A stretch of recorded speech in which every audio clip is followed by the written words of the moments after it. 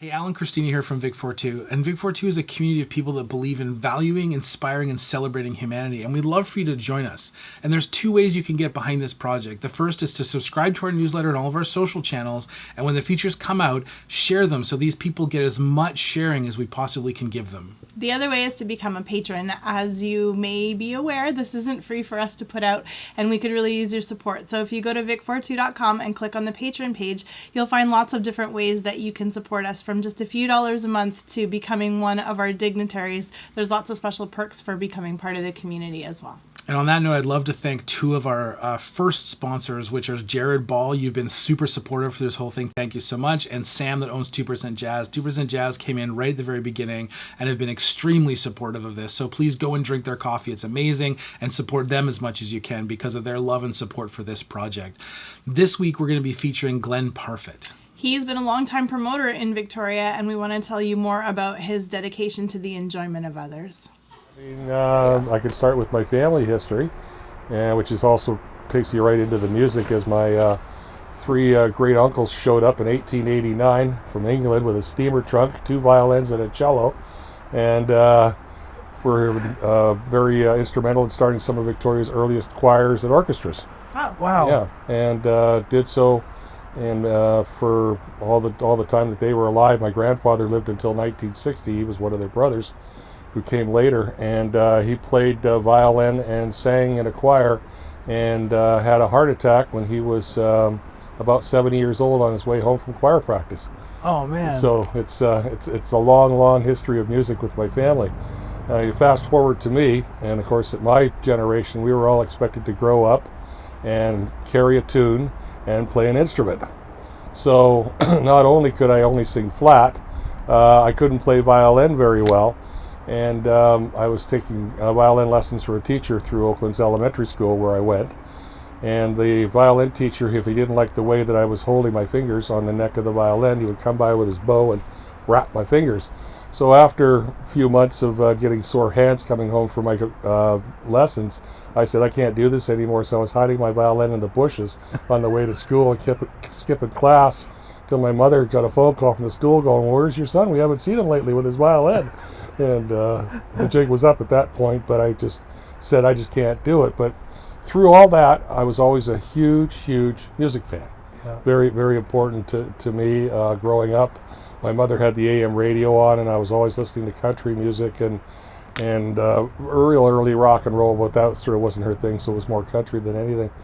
And as I got into school, that would have been in the 60s, so 67, I was just coming out of grade 7, going into grade 8, and the first real bands I saw were at my junior high school dance at Oak Bay Junior High, and the first band I saw was a band called Blues Union.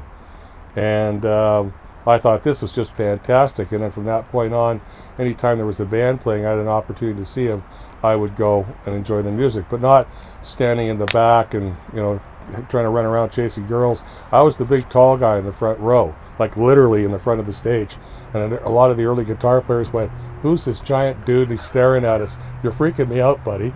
So, but as it turned out, they found out who I really was and what I was about, and the fact that I just loved their music. And about 1967, a friend of mine was in a band. Ken Sherwood was his name, and he played bass. And they had a manager, but they were looking to get a light show, and they came to me and said, "Geez, would you like to invest some money in our band and stuff?"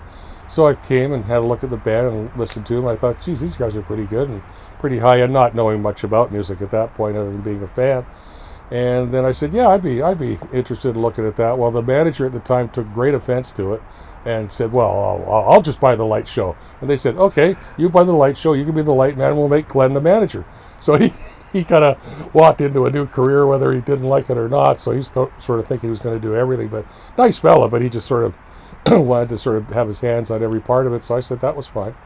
And then we just started finding them work. They had a couple of gigs before I got with them, and had some member changes. But by the time I got there, the member lineup was pretty much the same and stayed that way, for a few years. In those days, it was sort of the onslaught of disco. It was just starting to get going and getting hot. And of course, all the venues in town are all turning into discos, right? Because they didn't have to pay a band, they didn't have to load in the set, all the stuff that went with it. They just had to make a one-time investment and kind of buy some albums along the way. Originally it was albums, to just kind of have music available all the time and keep current. So it was a tough sled trying to find jobs and stuff, and the guys that did have clubs knew that they were one of the few live places, and were really beating me up, right? Trying to, well, where else are you going to play if you don't play for me for peanuts? And that got to the point where I got quite frustrated, and my genes and my family background tell me if you can't buy it, if you can't figure it out, make it. So I started calling up halls, and I went out and rented halls, and I got liquor permits, and I made posters up and started hanging them all over the place, and just doing this whole thing of starting being a promoter. And actually I was as much a promoter as I was a manager. And we started putting on hall dances, and it got really popular, and popular to the point where I started getting approached by other bands going, can you do the same thing for us? And before I know it, the whole thing just steamrolled, and all of a sudden I'm a booking agency with about a dozen bands, and I'm putting on dances all over town and booking bands all over town. And I'd never done this before. I had no formal training. I was all doing it by the hip, but because my family was so entrenched in Victoria, and I grew up in Victoria, I had a real network that I could work from. No internet in those days, obviously, so it was a lot of word of mouth, but if there was a party and there was fun happening, the word got out pretty quick, and once everybody got the location and knew where to show up, it was a lot of fun. I ended up, as I kept going, I got approached by some individual groups going, would you put on an event for me? And I said, well, no, I won't. I'll book the band, I'll promote the event, and you guys get your own permits, you rent the hall, and I'll make sure that it's filled full of people. And they said, okay, great. One example was a club called the Firebird Club. And in those days, the Firebird Club was trying to do fundraisers and stuff so all the guys could cruise around in town and be cool in their cars, but have a group of them together. And they said, okay, so they got the hall, they got the liquor permit, and I got the word out, got my top band in there at that time, which was called Telstar, which was the first band that I managed and worked for. And we got it all set up, and the bar was all set up, and all the guys in the club were all going to volunteer to work the doors and stuff. So I said, everybody ready? And they said, yeah. I said, okay, well, good luck. And I walked out the door and said, where are you going? And I said, you asked me to put the band in, you asked me to fill the house, you got a full house, you got a band, you got your bar, you got your staff, good luck. So I took off and came back about an hour later, and the just throngs of people all over Quadra Street. It was like blocking the street off. There's a car on fire, and I go, what the hell? And I go into the hall, make my way, and I told the cops, I said, I'm just here to pick up some equipment. I didn't tell them I had anything to do with it. And I went up to the band. I said, what happened? They said, we don't know. We were playing, and all of a sudden, everybody started fighting, and the place went crazy, and the cops showed up. And I went, oh, okay. Did you get paid? They said, oh, yeah. I said, okay, well, let's pack up your gear. Let's go. And these poor guys got left with this mess on their hands, which eventually got all worked out and stuff. But it was just one of those experiences where another thing you learn from going, if you don't have things under control, which I always did, that was an example of what can happen. So I knew I was on the right track, having door guys and stuff and people working for me. So that was a lot of fun, and had a lot of good years doing that. And then there was a fella who was running a local nightclub called the Bacchanalia Club, and he had live bands in there, and he was one of the guys that was always grinding me and stuff. But he started looking out his door going, hey, this guy's putting on dances all over town with my clientele, and they're packed. What's this all about? Well, I guess he used to run an agency, so he approached me. His name was Ron Wright, and his family owned the Oak Bay Marine Group. And he said, let's work together. So we formed a partnership in 1979. And then from there, we just started booking bands, and went up. Before we knew it, we got real busy because, of course, live music was starting to turn around and come back, became a little bit more popular.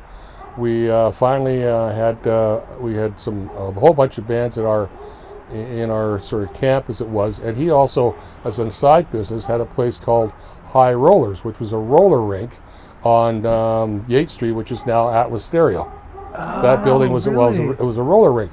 So we would put on dances there. In fact, quite a lot of times when bands would, and at the same time he was running a nightclub and had the roller rink and was my partner. So this guy was a real entrepreneur, as it were. And when the bands would finish at the nightclub, he was running in the basement of the Carlton Plaza Hotel. called Olies. They would finish up at night and he'd go to the bands and go, hey, what do you guys want to do now? You want to go roller skating? So at 2 o'clock in the morning, all the bands and some of the select staff and people that we liked all went up to the roller rink and crack open a few cases of beer and start just roller skating around and listening to music and stuff. And this was going fine, except as people got a little more loaded, they started thinking that they were in a roller derby.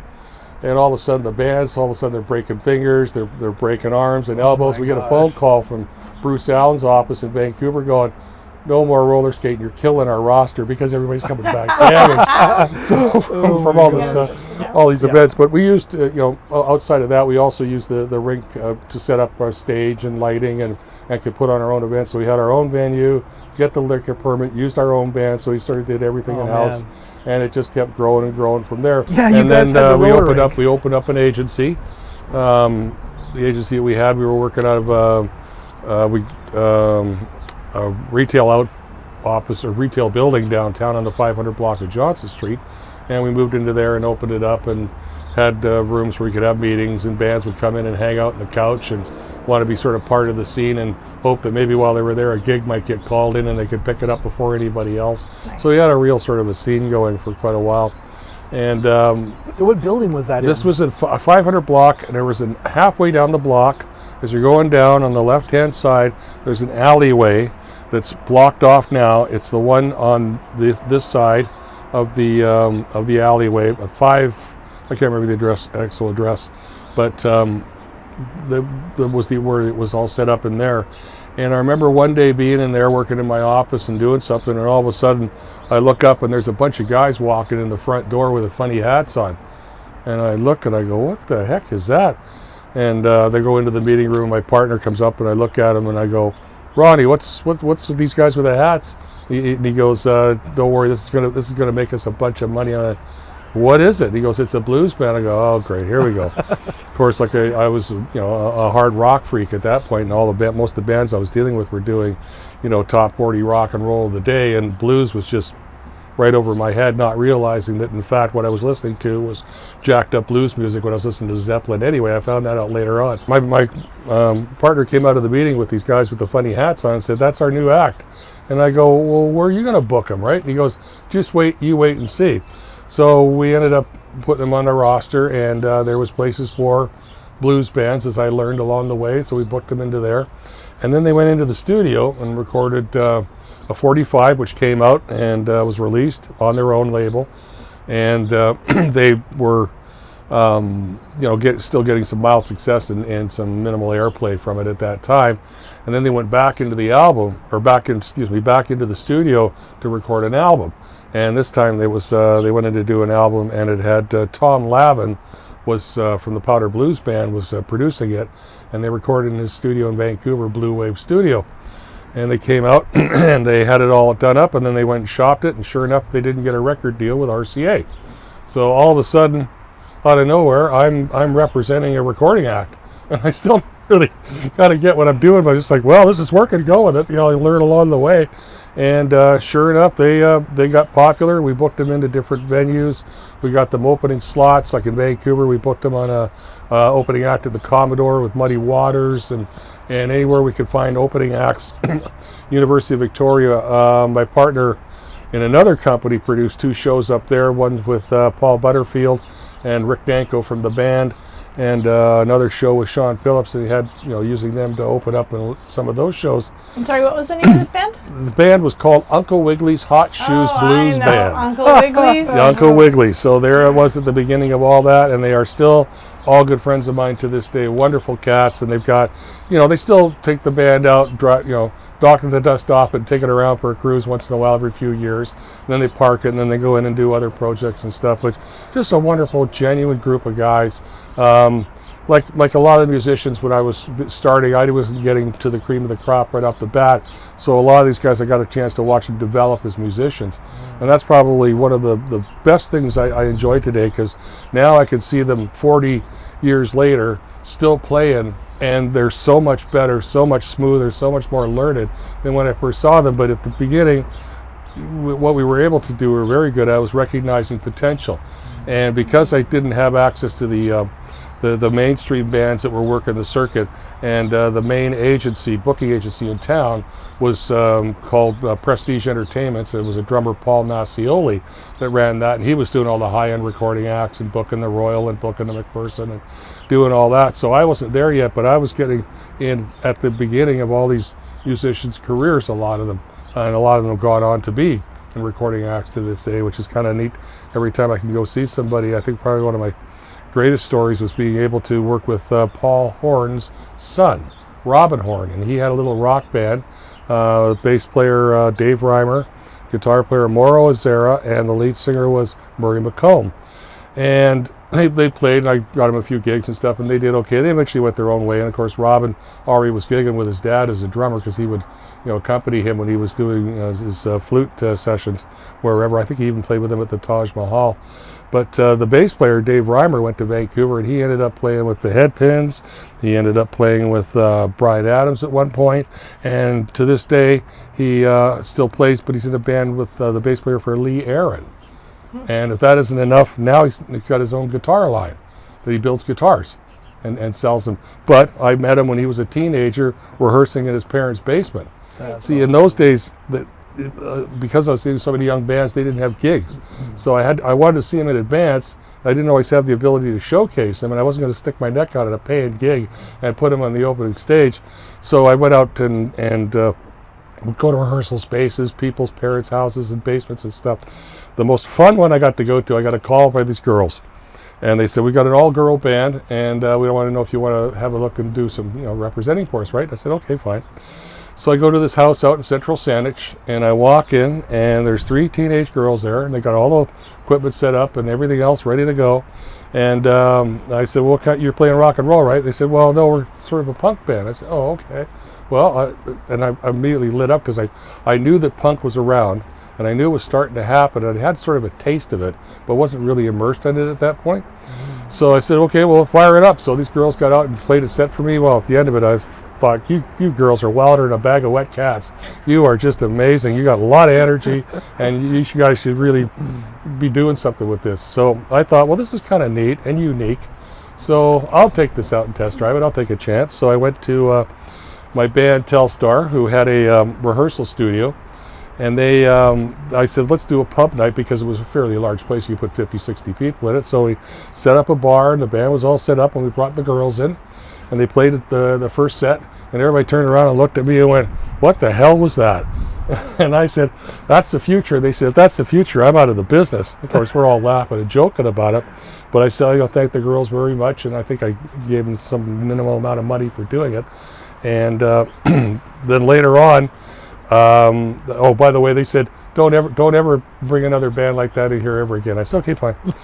So at that point, I was getting known as this was before I had a partner, and I was getting known for having events and having new bands and stuff. So I got a phone call from the then owner of the Surfside Cabaret. Now this was down on basement of Wharf Street, and this place had a number of names over the years, but by the time the 70s were there, it was called the Surfside.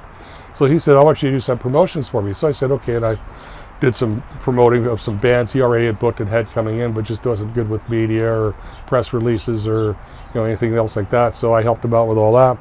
And then one time he says, well, can you give me an opening act for a show? I said, and I need something from here, but I need something different. I said, I got just the thing for you. So I brought these 3 girls in, and they opened up for top 40 rock band. And it was a Monday night, it was a showcase night, and the girls got up on stage and they laid down their one set and just ran all over the stage, just full of energy and everything else. They finished up, and everybody just stood there. Then they all again looked at me and go, what the hell was that? And then the owner of the club looks at me and goes, come here, takes me into his office and said, I really appreciate all the work you're doing and stuff, but don't ever book that band in there again.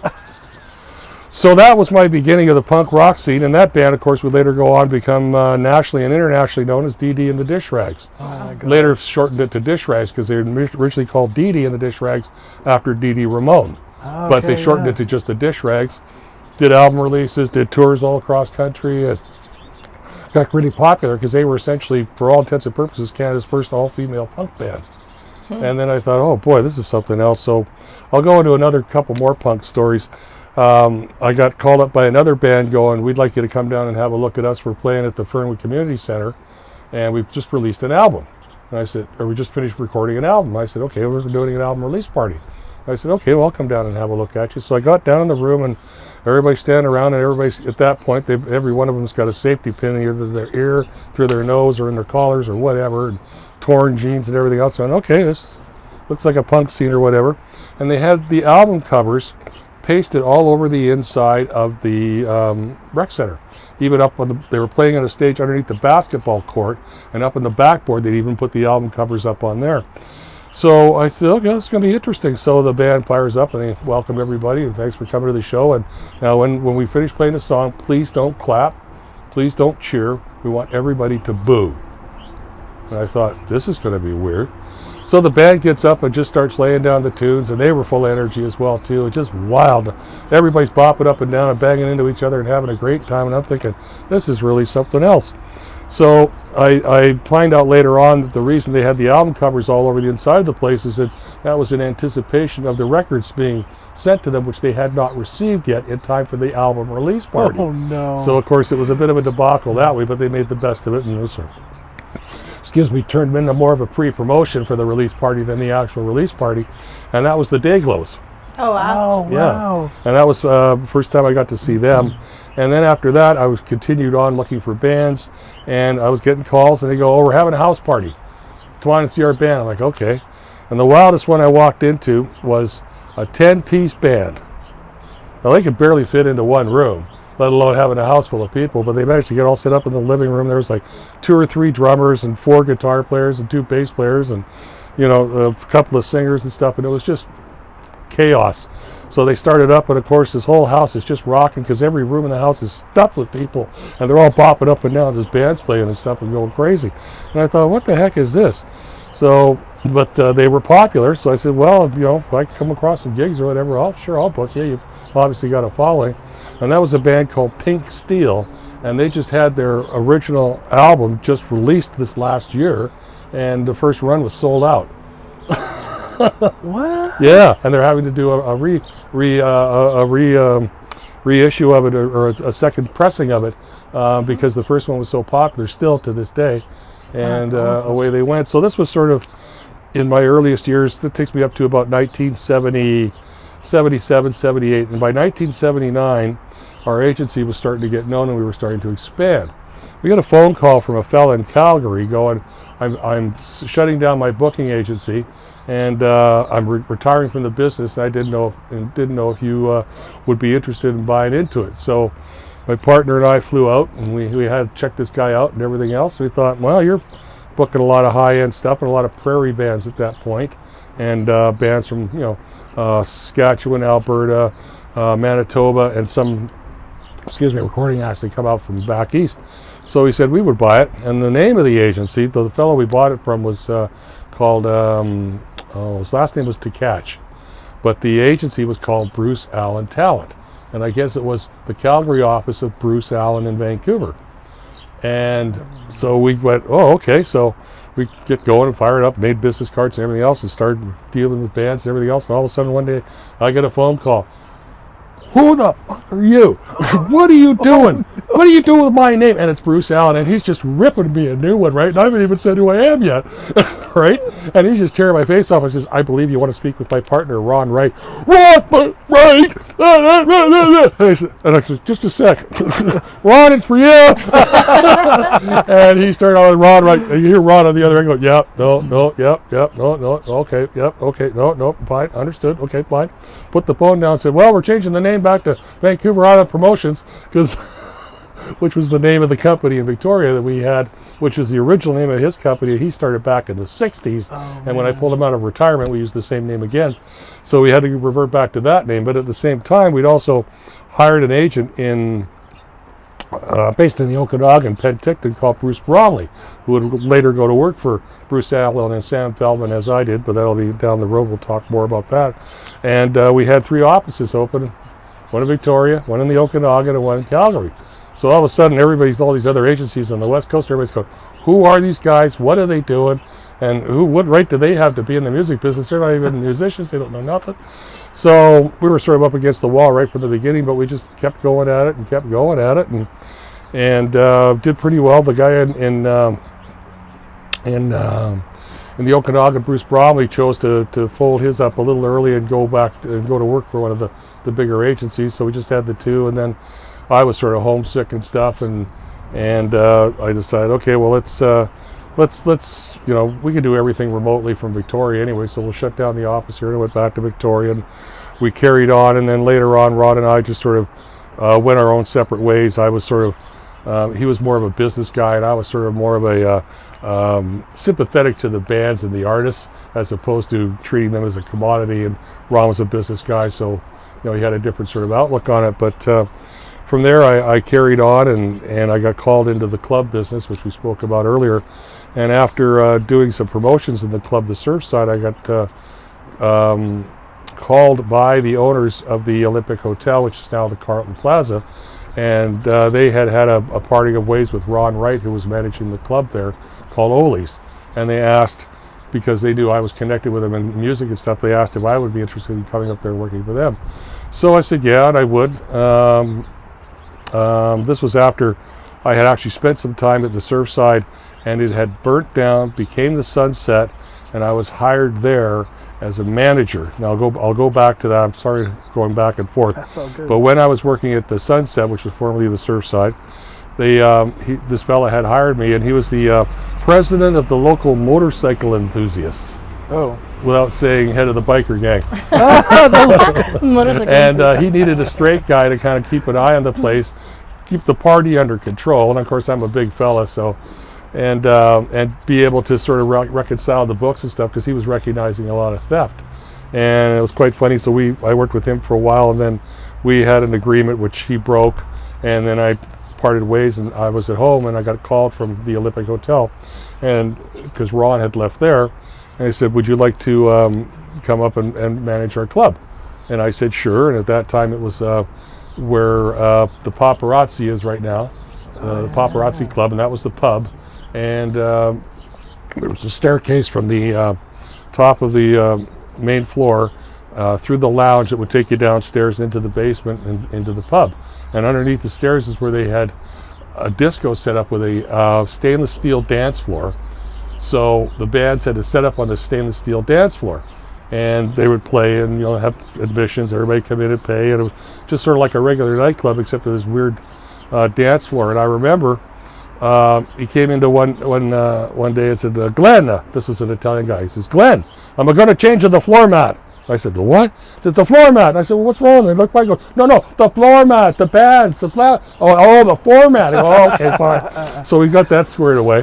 And I said, well, what are you going to start with? He goes, well, we're going to change the inside of the club. He says, I'm going to take that stainless steel dance floor out of here. And I said, great, because that was just making a hell of a racket when the bands were playing. It was getting all sorts of sound bouncing back and stuff. So he said, okay. So he decides to, he says, we're going to be able to renovate the club, and we're not going to have to close it. And I said, okay, how's that going to work? He goes, oh, you'll see. So whenever he was working on an area of downstairs, renovating, because there was another part next to it, there was a storage area, he was incorporating that into the already existing pub downstairs, and would have a cabaret on one side of the staircase, and on the other side would be the pub. So as he's opening this place up and jackhammering and everything else, and doing drywall and redoing the floors, I remember one night where he says, look, he says, we're running a bit behind, so I got to run a crew late tonight. And I says, okay. And we had the band set up, and plastic all up on the walls, so to protect the band, because there was all sorts of concrete dust and stuff going on there.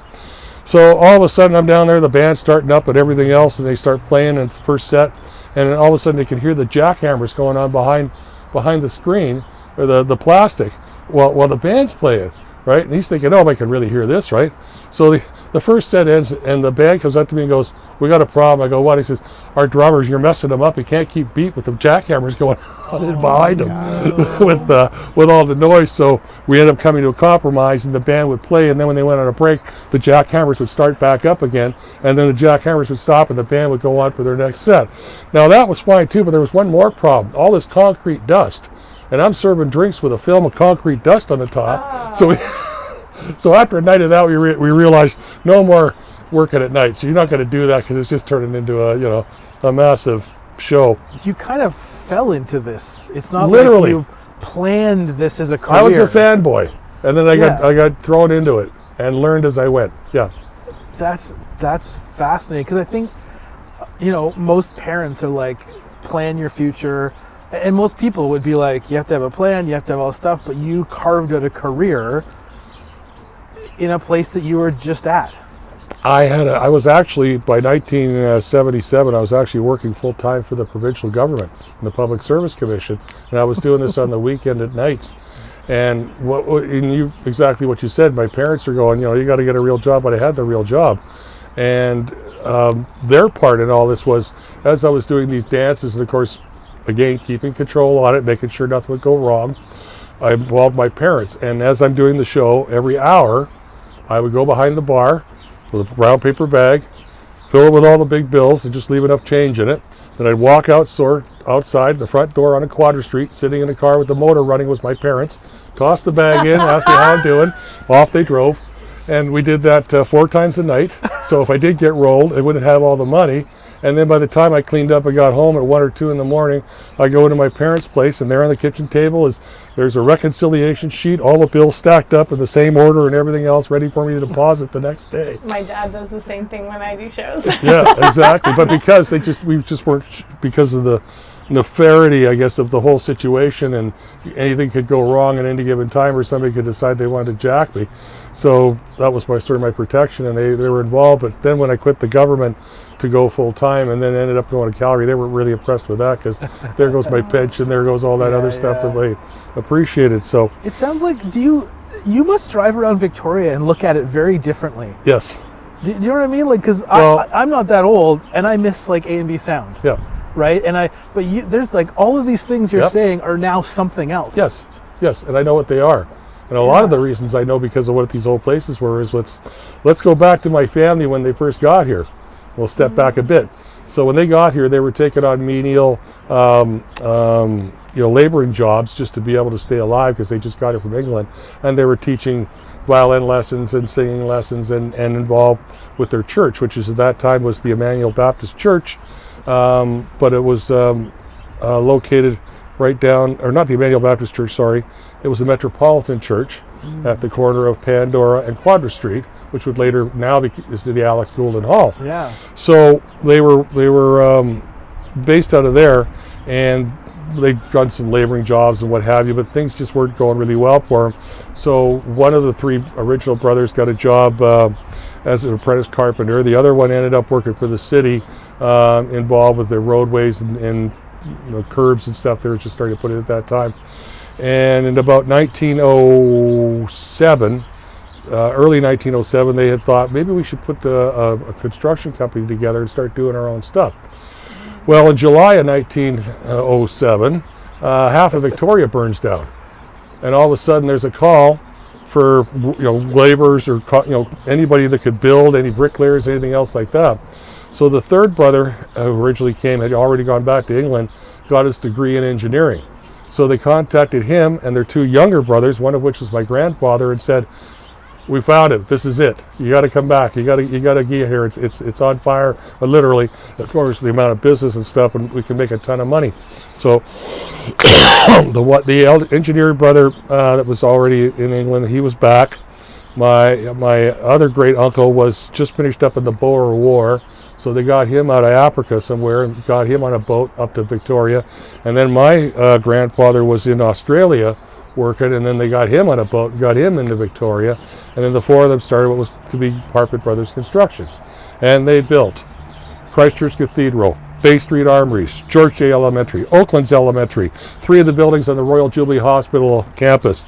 And I can go on and on and on. So all these old brick buildings, stone buildings, and what have you, a lot of it is from my family. Not only were they stonemasons and bricklayers, had a construction company, they got so busy them and another company called the Looney Brothers got together and bought the brickyards because they were going through so much material they had to control it all. And of course, it was the Baker Brickyards, which is now Mayfair Mall. Oh my God. So this is where this whole came through. And through all this, they're still playing their violins and cellos and putting on concerts and stuff. And I thought to myself, I played violin and it's pretty tough. And these hands have not really had a hard day's work and labor for most of my life. And I thought, these poor guys, their hands are all beaten up and they're playing violins and cellos and stuff and everything else. So I just had an immediate, respect for what they had done and everything else. But this is why I know a lot of the buildings in the background in the city, because at one point in the city, not only if you had a credible orchestra or choir in the city, you had to have one of our family members into it, because otherwise it had no credibility. This is what I was told by my family. And then, of course, all the buildings, and with the brickyards as well, my family, for all of the downtown core, probably had their footprint on every block in one way or another in the city during the from 1908 to 1931. Yeah. So, and they built all these buildings, and a lot of them still stand. A lot of them are gone, but the 1931, the oldest, not the oldest brother, excuse me, the one brother, third oldest brother, passed away.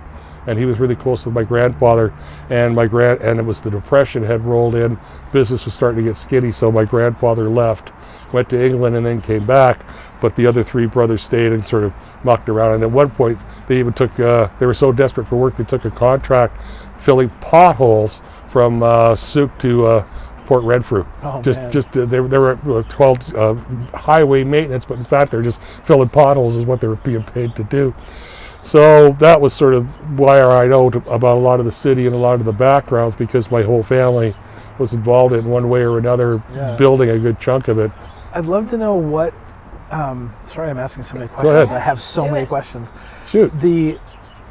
I'd love to know. You've been in the scene a long time. Yeah. I'd love to know what two things. One, what's the biggest change in the city you've seen? Okay.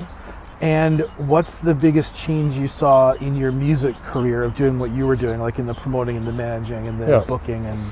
Well, the music part, we'll go with that. And that when I ended up partying with my friend Ron, and was on my own for a while and running nightclubs. I was running the Olympic Hotel, as I mentioned, and I really wanted to go to Vancouver, because I was told that if you want to have a career and be in the big time, we don't bring you from Victoria to here. You got to be living in Vancouver, so we know you've made the commitment. We would consider hiring you, because Sam Feldman and Bruce Allen, who were in partnership at that time, Sam Feldman had the agency, Bruce did most of the management, and they said we would consider hiring you if you moved to Vancouver. So I said okay. So I ended up getting called by the newest owner of the Surfside Sunset, which had bought the Halfway House and had bought that club. And while I was up at Ole's, he was running all sorts of show bands and couldn't figure out why he was making money. And I'm lined up at the door at my place. So through evolution, and my owners, businessmen, wanted to make even more money, and they were looking all over the place to try to figure out how to make more money. Well, they thought, and this is at the end of it, they've already had a disco before. So at the end of it, they thought, well, we'll go back to canned music disco, and we don't have to pay the bands anymore. We'll still be just as busy, and nobody's going to really notice the difference, right? And I looked at this and went, I don't know about this. So they hired a disco guy as my co-manager, and he knew disco, inside and out. For me, it was just like whatever, flared pants and cheesy 412 laser suits. But I said okay, fine. And then I got the phone call from the guy whose ass I was kicking down the street back at the new place, which is called the Waterfront. So it went from Club 1206 to Club A Go-Go, to the Surfside, to the Sunset, and then to the Wharfside. And I got brought back when he changed it over to the Wharfside. He and brought me in to do that. And of course, I got the place up and running and packed. And I had connections and access to all the big bands out of Vancouver. Anybody that was touring the whole deal that I already built up at Ole's, just brought it all down there to there. And the place was jumping. I said, I'm only going to be here for a year, and then I'm leaving. He goes, yeah, sure, whatever. So got the place up and running, got it all set up. One of my best friends in the world is a girl named Sarah Strachan, or at that time her name was Sarah Sinclair, and her and I were going to go to Vancouver together, and she had already made the first step. She took a transfer with the compensation board, was working there in Vancouver, and then called me and said, okay, we got a place, we're ready to go. And then I announced to the owners of the club that I was going to Vancouver. They said, what are you going to do? And I get a phone call from the manager of the group Stonebolt, who was also managing a club in Vancouver called the Rootin' Tootin' Newton Inn, which coincidentally happened to be a favorite spot of the local national motorcycle enthusiasts. And I'm running the cabaret part. Most of those motorcycle guys had their bikes lined up, and they were in the pub with the strippers, and I was in the cabaret doing the bands and stuff. But it was a real eye-awakening experience, because everything that I'd hoped was never going to happen in Victoria had a can on.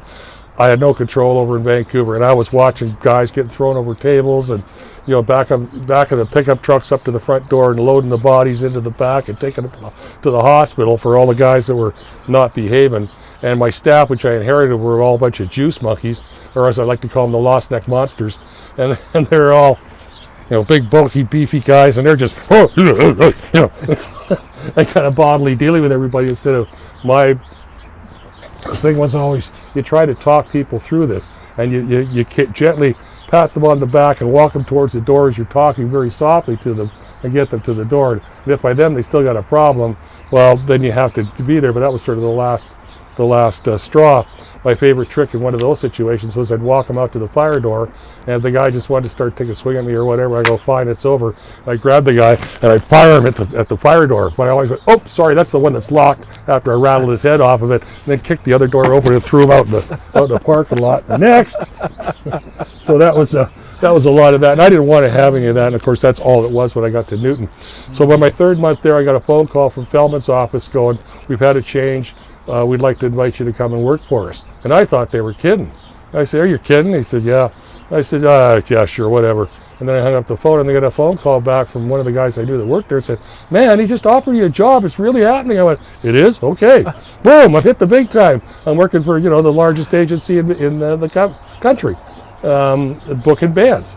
And they started me off doing club acts, and I was running club acts up and down Vancouver Island, except in Victoria. They didn't want me in Victoria because they felt that I would show favoritism because I was from here and what have you. So Duncan, Nanaimo, Port Alberni, Comox, Campbell River, and then over in the mainland, all the other guys who'd been there a while were all booking the big downtown clubs. So I got to book Surrey, Langley, Abbotsford, Chilliwack, which you could still drive home from night. So that's what I was sort of doing when I first started there, and they just kept going and going and going. And it got bigger and bigger, but as my life changed, and I got married and started having children, and then all of a sudden I found myself in a situation where I was working for business people. I was very sympathetic to the artists, and again, business people had their own sort of way of doing this. And I got to the point where I wake up in the morning to go to work, I looked in the mirror, and I don't like myself anymore. I had to be one of those guys, the ones that had the reputation of what agents and promoters are really like. Yeah. They wanted me to be one of those, and I just said, I can't do this. So I said, I'm done, I'm out. They looked at me and said, you'll never work in the business again. I guess if I have to do this for a living, I don't want to be in the business anymore. And I walked away. Wow.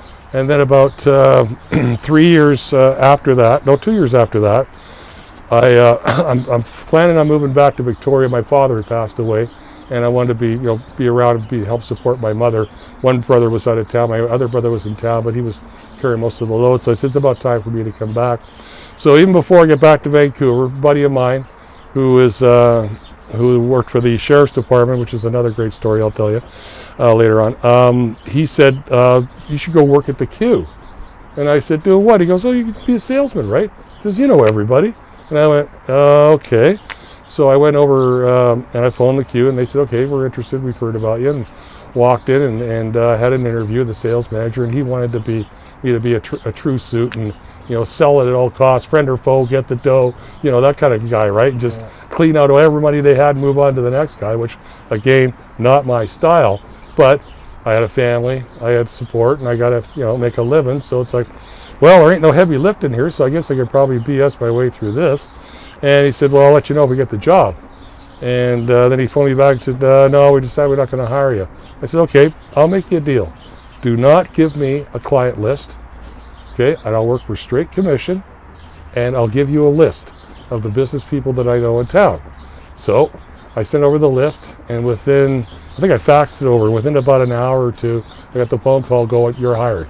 Because of course, all these guys, business people, my family had worked with in business for years, and everything else, plus all the contacts I'd made doing business in town for years. He just went, you know a lot of people. I go, yeah. And I guess he phoned some of them, and they all gave me a glowing report that they could work with me. So I got me in there, and then that was about the same time the Rocktoria series started. So there I am, landing right in the middle. Even though I didn't really want to be in the music business again, I'm landing in the middle of this, and there's music. So here I am again. But I didn't have much to do with the Rocktoria stuff, but it was kind of neat being around the musicians again and watching the process of all the young ones coming in and trying to get a record or get on a record, and then rehearsing and showcasing, and then getting picked as one of the contestants going into the studio, and then album release party when they put in Rocktoria 1, which was an actual album, and then from Rocktoria 2 to Rocktoria 2002, it was about 10 years, they were all on CD at that point. So how many years were you involved total in the music scene and what's happening like on the event booking and the club stuff and everything like that? Did you move back into that after your time at the Zone, or? I didn't. I didn't really per se go back to music after I sort of wrapped up with the Q. And I was doing, at that time when I was working at the Q, I still had side jobs. Of course, I was one of those guys who always had 2 or 3 things going. Yeah. And at that point, I was involved with the Victoria Shamrocks.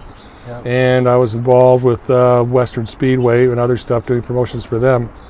But when I left the Q, it was because this newfangled invention had come out called the internet. And I got a call from a guy who just invested a whole bunch of money and said, I need a sales and marketing manager, are you interested? And I said, absolutely. And he gave me a big cash incentive or signing bonus by signing up with him. Of course, I blew it in one night down at a bar with all my friends from the radio station. I got a limo, threw them all in the limo, went up to a bar and spent the whole thing in one night. We all come rolling out of what's now the Capitol Ballroom. And then I got underway doing doing that. I'm out of there, I'm going into the internet company. Yeah. And I invested in some money in that and was doing the sales and marketing. We had struck a deal with, at that time, Westel, and a lot of people were getting, there was dial-up at that time, and a lot of people were getting their dial-up through BC Tel or one of the Rogers or whatever, one of the regular phone carriers. But nobody was using this huge backbone that Westel had that was actually built for the British Columbia Railway, the communication system all through the province. And it was like, high speed, huge trunk, lots of bandwidth, and we got signed a deal to get a chunk of that and then started rolling. So me as the promoter goes, okay, well let's start doing stuff to start promoting what we're doing. So I went to the Western Speedway, who I'd been doing some work for here and there off and on, and said, hey, why don't I build you guys a website, no charge? And they'd heard about websites too, and they said, oh, well, we don't really know what you're doing, but yeah, okay. As it turns out, they were the 4th racetrack in North America to have a website. Hardly anybody had done it at that point. So we got it all up and running, and we had everything on there, and they thought this was just great, and I was using that to promote the internet company, which was called VicNet. Yeah. So VicNet was all over that. Then with my relationship with the Shamrocks, I went and did the same thing, and I said, hey, you want a free website? And they said, oh, we heard about this website thing, sure. So I gave them one of that, put my thing all over it, and they were the first senior men's lacrosse team in the country to have a website. So I was breaking ground once again all over the place, and carried on with that.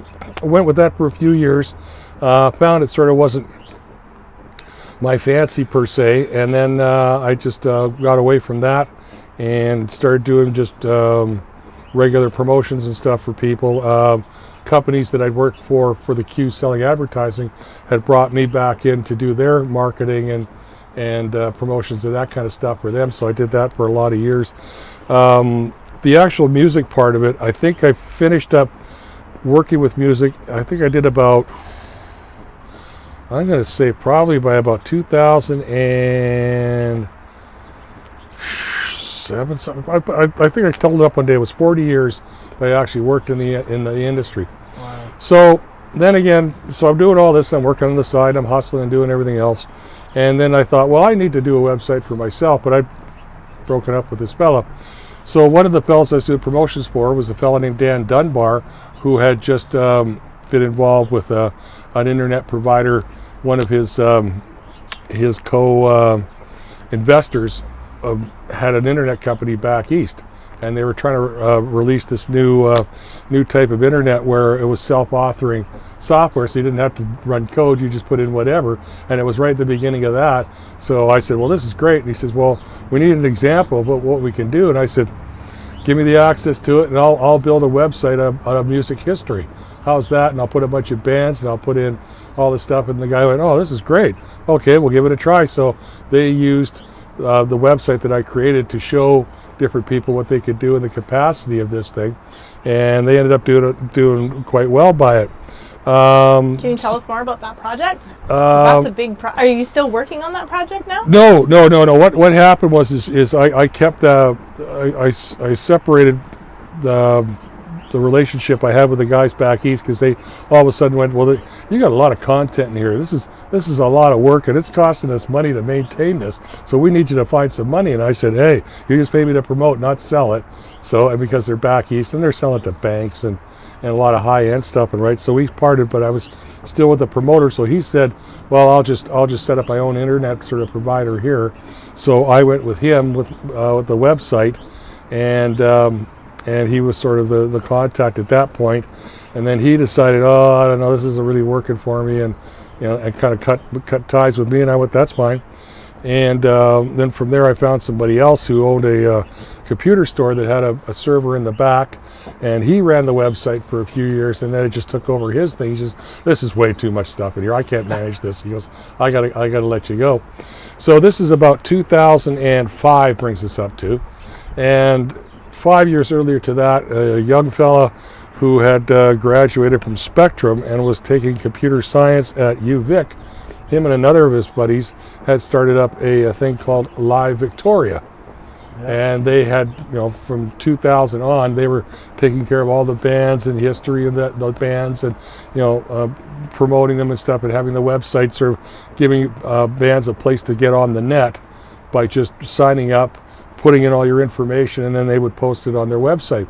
So we sort of got hooked up. I can't remember how, and then he decided, well, we should work together. So I started working with him. And then, he told me, well, it's going to cost you money, but I'll give you a rate, but what you can do is you can make the money back selling advertising. Well, by that time, I was done with selling advertising. I was like, I was real good at it, but it was just not really where my heart was. Yeah. So the site continued on and got bigger and bigger and bigger, and the guy's just like, whoa, this is, I don't know what I'm going to do with it, how much you're paying for this. I said, I'll tell you what, here's the deal. How about you take all the revenue money for the website, and you just let me put the site on, and what I'm doing is I'm helping increase your database, which in that time was still pretty small, but was starting to grow, obviously, because internet was taking off and bands knew they had to be part of it. So if you were a band in the 2000s, you signed up with Live Victoria, put your band on there, so you'd have a listing and a way to promote yourself. But what he didn't have was anything from 2000 previous, which I had the keys to because I've been working on it for however many years up to that point. So we carried on, and it got bigger and bigger and bigger, and he said, well, I got to change the look of this thing. I can't manage it. So he gave me another site, and by that time I was in my third site, I guess, at that point, and ran that from 2006 to 2016. And then by 2016, once again, it just grew and grew and grew. And he says, okay, we got to do an update. We got to freshen up the site. So 2016, relaunched the site again in an even more format that was able to hold video, was able to hold audio, was able to hold everything, right? So you get a complete package and experience of the band and what they were about, more so with this. So we carried on, and then it happened again last year where we got together, and he said, this website's getting tired, and it's a few years old now. We should think about maybe doing a new one. So 6 years, pretty much to the date, this year, January 2022, we relaunched the 5th website, the version of which you see right now, and our database is shared with Live Victoria, Live Vancouver, Van Isle Music, Sault Ste. Marie Music, Cowichan Valley Arts and Entertainment, Victoria Arts and oh gosh, I can't remember the name. Anyway, so this database has just increased, and what he's done is with all my previous 2000 previous website and information on it, he was able to go to other markets, other cities, and go, I've got this great idea for you for your music scene, and by the way, this is what you can even do with your history, and showed all my work as an example. So that helped him get more music, more business and stuff and everything else. And for me, it kept my relationship with him, and that I'm not paying for it per se, other than my time and effort of keeping my part of it updated and increasing it. So when I started it, I said, okay, well, I'll do bands 1950s to 1980s, because I could sort of figure all that out and knew what I was doing. So as it went on and on and on, and people started getting on to me, well, I've been playing since the 70s and I'm still playing. How come you? Blah, blah, blah. And I said, okay, fine. So I went to see Neville. I go, let's change this deal a bit. How about I go to 2000, right? Yeah. And you got everything from 2000 on, and I'll just fill in the 20 years. I'll just pick away at it and get that filled up. Rock Tory was in that part of that and everything else. So we agreed to do that. So it went from 50 to 1999, and then it grew again, and to the point where all of a sudden bands previous to 1950s are starting to show up, and children, relatives and stuff of bands that played in the 30s, 40s and 50s, plus my own band's history, which we had organized bands and choirs since the 1800s. Yeah. So now the website goes from the 1800s to 1999. Wow. And I've got 1,150 bands. I've got 180 venues on there. I get between 15 and 20,000 unique visitors a day to the website, and it holds over 80,000 images. Good Lord. And that's what my hobby is now, because I no longer work, I'm retired. Yeah. And what I do is, rather than sit in front of the TV all day and drool in a cup, I thought, well, we'll just keep on going. And, my wife says, you've spent any money? Because no, I'm not spending money. Okay, carry on. And, because actually, unfortunately, I can't really work a regular job right now, so I can do that when I can and when I can't. So that's how my website came to be. Yeah. And with the notoriety of my website and everything else, then Facebook was launched. And I thought, well, here's another great way to find a way to mix this into what my capabilities and sort of strengths were. So I got my Facebook page set up, and what I do on my personal Facebook page, is my family history. So when you go to my Facebook page and you see the big main picture there's about 700 ones behind it that show all the old buildings, the orchestras, and everything else, and all my family's history that they did from 1889 up until That's cool. Up until today. That's cool. Did you have a question? And then I set a second Facebook page for the Royal City Music Project, and what my Facebook page for the Royal City Music Project does is it promotes gigs coming up. Nice. And current artists. So some of the old guys who've got new bands, I got a new band, we're playing here, here's a poster. I will post it on there and have a Facebook following that follows along to see what's coming up. It's in their genre, because I really spread it out between opera and classical music to punk to grunge to everything that's coming up. I've promoted on it because I promote music and I'm a music lover. That's awesome. You don't pay me anymore. You cannot pay me to promote because it's too much stress, and I won't do it. But I will do whatever I can to assist you and help you out, and I've supported music basically since 1977 in one form or another. That's amazing. Yeah. So there you go. I'm sure you got a lot of guys with that story. No, not at all. Yeah, lots of fun in doing it along the way, and I really enjoy working with musicians. I still have a lot of respect, because when I first started doing the site there was a lot of really well-known musicians who had, made it. I can think of one fellow from here, Victoria. His name is Grant Gislason, and he owns a company called Vintage Hot Tubs.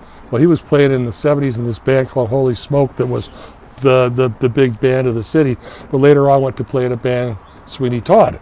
He was the guitar players after Nick Gilder had left, and he was in Sweeney Todd when Bryan Adams was in there. So he had that connection and had worked with a lot of big name people over the years. So what I told him when I was doing this about it, I saw him on the street one day. I said, oh, I got this great idea. Let me tell you what I'm doing. And of course, being an agent, being a promoter, and what have you, as I talked more, he walked faster trying to get away from me. and then now, because everybody thought, okay, what's in it?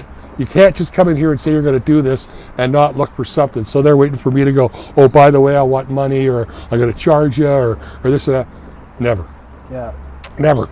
Also, through doing the website and everything else, why just do that when you could expand? So I thought, well, I'm a big fan of the history and stuff and everything else. Anybody done a documentary on this? So about 10 or 12 documentaries later, short films, I had captured the club scene in Victoria. I captured the music scene in Victoria. Wow. And individual ones. I did the guitar player who's from Victoria that ended up playing with, oh gosh, come on. Come on, Glenn. I'm having another brain fart. The Trogs. Wow. The song Wild Thing. Richard Moore was his name. He grew up in Langford. And as did Bob Rock. He also grew up and went to Belmont High.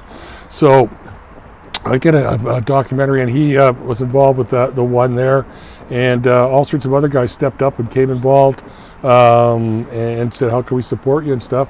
And I didn't charge the guys anything for this, and I paid for it all out of my own pocket. Wow. And I had a photographer who worked for me, and he also was a video guy, a video editor, so he was able to edit all the interviews. And we always did this whole series from the musicians' mouths. So Victoria's first band, the Pharaohs, David Foster's first wife, B.J. Cook, and all these other ones. We did all these mini documentaries. And then later on in life, about 2019, after I'd already had a heart attack, I'd already had my second pacemaker put in, and then I realized that something's going to happen here, and I got to have a succession plan, because my life expectancy is starting to shrink. So I thought, well, my wife and my kids love me dearly, and I love them, but they have no interest in what I do.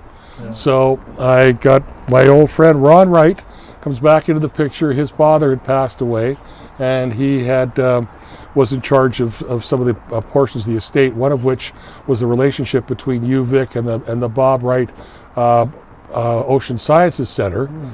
And he was donating $11 million total, $1 million a year for 11 years. And the guys who were taking care of the estate were kind of fumbling with the money, and they missed a few payments. So when they got this all shored up and everything else, and decided, okay, we're going to pay off the Oak Bay Marina as Bob Wright had agreed, and then we'll be wrapped up with that agreement. Ron went up to the university, asked for a meeting with the dean at that time, and said, okay, I want to come up here to tell you two things. One, that you're going to get all the money that's owed to you, and the contract is good to the end of it, so all the money promised will be given to you. Oh, and by the way, I grew up in Victoria, and my whole history is sitting in one guy's hands, as is all the history of music in Victoria, and you really need to find a place for this. And you go, well, what do you mean? He goes, oh, he's got all these posters, pictures, records, documentaries, everything, and he doesn't know what he's going to do with them, because he's got heart problems and what have you. So he goes, the dean goes, I'll get back to you. Next thing I know, I get a phone call from the archive department at Victoria at UVic, and they go, we'd like to have a meeting with you and see if you'd like to donate your collection to UVic. So we had a meeting, and I got the first batch up there, and I had a second batch that originally was earmarked to go to the BC archives, but that's when I had the triple bypass. It was actually 3 months after I'd taken the load to UVic that I had the triple bypass put in, and that put everything on hold for quite a while. And by the time I got back to the BC archives, everything had changed, the interest had gone, and what have you. So I still got a little bit of it left, but I'm going through it. I've got a collection of signed guitars by Brian Newcomb, who played with Foster and Ray Charles and a bunch of people. The signed guitar from Dick Moore and the Trogs. signed guitar from Peter Frampton, signed guitar from the band Foreigner, and all this other memorabilia that people just giving me. Signed stuff for the band Uriah Heep, because the now singer is from Victoria. He actually went to Oak Bay High School, Bernie Shaw. So they were all supporting this any way they could because they'd heard about it. And I've still got a few of these pieces left I'm trying to find homes for. Wow. But yeah, so that's where all my collections and stuff, so all the videos and stuff, everything's all out of my possession. It's all gone to you, Vic, and they've got it in their archives. You can go up and look it up. One of the proudest pieces I had in the collection was a newspaper that ran for 1966 and 67 called Offbeat Magazine. And this was a music newspaper that came out, and this predated Georgia Strait, Rolling Stone, everybody else. And this guy was producing this newspaper out of his parents' basement on Allenby Street. His name was Gary Wilcox. And this thing got so popular that it was being distributed out to Toronto and Ontario. And I got pictures of guys like Roy Orbison and other ones reading their copy of this Offbeat magazine, which would now later become Offbeat's, a totally different music magazine and nothing related to this. But again, because this was cutting edge and was the original way before everybody else, I ended up getting donated to me an entire collection of every volume of it. That went up to you, Vic. And then with this other fellow who was involved with locally, he was involved in music and stuff, but he was sort of around a real estate guy, but he got involved with producing a local mag later on in the 90s, I think into 2000s, called Cut 2 magazine. And then he had all these years of all these copies and everything else. He gave them to me as well, so I had all of these, and then I took them up to UVic. And UVic had never seen Offbeat. They had one issue of Offbeat magazine, so they had a full collection. They had 1 or 2 copies of Cut 2 magazine. They now have a full collection. I had articles on me on another magazine called West Coast Magazine. They didn't even have in their database. Copies of the Cosmic Debris, which they never heard of and didn't have in their database. I gave them copies of the first 10 copies, and I'm waiting for the person who has the rest of them and all the other volumes to get a hold of me to take those up to UVic as well. To this day, when media, TV, radio, newspaper, online, when they want history or music history, I'm more or less the go-to guy. I mean, I've been woken up some time in the morning at 6 o'clock in the morning by Al Farabee going, "Hey, so-and-so died last night. Got any stories?" Oh man, I haven't woken up or brushing my teeth yet, so if I could get my ass out of bed and straighten myself out, I could do it. It's harder for me now to sort of get going. With the stroke, it took me almost a year to be able to get functioning to the point where after it happened, I could not speak and end sentences. I could not write my own name. I could not form an entire sentence. I was just struggling. And the website saved me, because I went into the website and put my brain into that and go, if this is something I know well, if I can get this going back, it'll help me write again, it'll help me finish sentences, it'll get my pronunciations back, it'll get my voice back and everything else. So it actually, as well as helping all these other musicians along the way, it brought my life back from looking like almost a vegetable to back to where I am today, where I can still tell stories and see everything else, or not see everything, tell stories and have people see what happened. The sight part, I lost the sight in my right eye, so I still haven't got that back, and I move a lot slower, but I can still talk. I got most of my brain back, and I'm still supporting music wherever I can. I was on the board of directors of the Blues Society before I had the stroke in '85, and then before that, I was also worked for the Victoria Jazz Society as their promotion and marketing guy for 2004 to 2008 or so, 8 or 9, something like that. And yeah, so I was always still involved in music there. So your history really is all about promotion. You find something you like and you just promote it. Yeah, or something that's familiar enough to me. Yeah. Like if it's local history.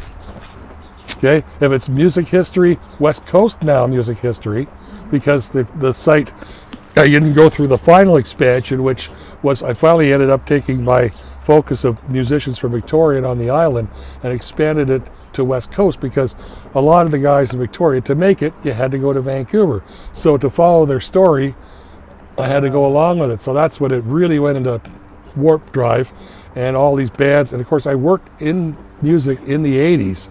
So all these 80s bands. And when I left Feldman, one of the things I forgot to return was all the promo kits that I had in my car that I was handing out to everybody when I was trying to sell the bands. So I had a lot of these 8x10s and stuff, enough to get it started. And of course, as you start it, people come and contribute to it as well. What's your favorite part about being a promoter? A full house. Yeah. My birthday parties are amazing, because my 50th birthday party, I had 400 people at the Langford Legion, and 500 people at the Langford Legion. It only held 400, and the only reason I didn't get busted by the cops is because at any given time, 50 to 100 people are outside smoking either cigarettes or dope. So that when they came in, I was still under the limit. And then for my 60th birthday, I was at the Red Lion in the pub there. Same thing. They held it held 300 people. I sold tickets for 400, and the cops could walk through, but everybody was all dressed up because we're older now. We all had nice clothes on. There wasn't a bunch of rowdies, and they just walked through, and lots of people outside. They didn't even bother doing a head count. Just walked away. And what is it about a full house that you love? Because it shows that I can get people together to have fun and enjoy themselves in a kind of a safe, non-confrontational environment. There's no fights break out or anything. I mean, even after I had all these surgeries and stuff and everything else, and I was still kind of reeling from a lot of it, they said, "Oh, you're turning 65. I said, "Oh, okay." I said, "You're going to put on something else?" I said, "Oh, I don't know." So one of my favorite places to go, because it's close to home and they have live music, is the Loft. Yeah. So I went up to see these guys on my 65th birthday. We were there on Tuesday. I was there.